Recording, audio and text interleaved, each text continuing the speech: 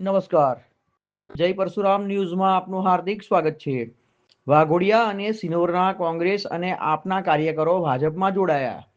નેતાઓની હાજરીમાં ભવ્ય કાર્યક્રમ। ચૂંટણીના માહોલ વચ્ચે વાઘોડિયા તાલુકામાં કોંગ્રેસ અને આમ આદમી પાર્ટીના કાર્યકરો તેમજ આગેવાનો ભારતીય જનતા પાર્ટીમાં જોડાયા। આ કાર્યક્રમ વડોદરાના વંદે કમલમ જિલ્લા ભાજપ કાર્યાલય ખાતે યોજાયો હતો। જિલ્લા પ્રમુખ બીજે બ્રહ્મભટ્ટ અને વાઘોડિયાના ધારાસભ્ય ધર્મેન્દ્રસિંહ વાઘેલાના હાથે કાર્યકરોને ભાજપનો શાલ પહેરાવી સ્વાગત કરવામાં આવ્યું હતું।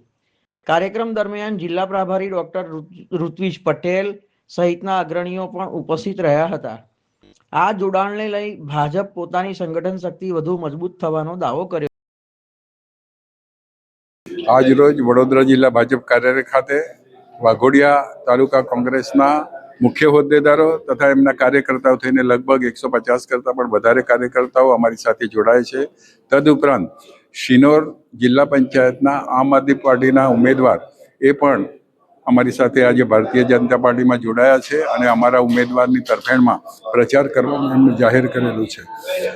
અવિરત પ્રવાહ કોંગ્રેસમાંથી ભારતીય જનતા પાર્ટી તરફ ચાલી રહ્યો છે, ત્યારે આગામી સમયમાં આ જિલ્લામાં કેસરિયા લહેર ફેલાઈ છે અને એનો સીધો લાભ અમને આગામી ચૂંટણીમાં પરિણામમાં મળવાનો છે। 28 તારીખે જ્યારે પરિણામો જાહેર થશે ત્યારે અમારા ભારતીય જનતા પાર્ટીના ઉમેદવારો ખૂબ મોટી સંખ્યામાં ખૂબ મોટી લીડથી ચૂંટાશે એવો અમને વિશ્વાસ છે। અસ્તુ, ભારત માતા કી જય, વંદે માતરમ। ભારતીય જનતા પાર્ટીમાં જોડાયેલા જે કંઈ જોડાશે એ અમારી વિચારધારા એ રંગાવાના છે અને ભારતીય જનતા પાર્ટીનો કાર્યકર્તા જે કરતો હશે એ જોઈને એ પ્રમાણે કાર્ય કરવા એમને પ્રેરણા મળવાની છે।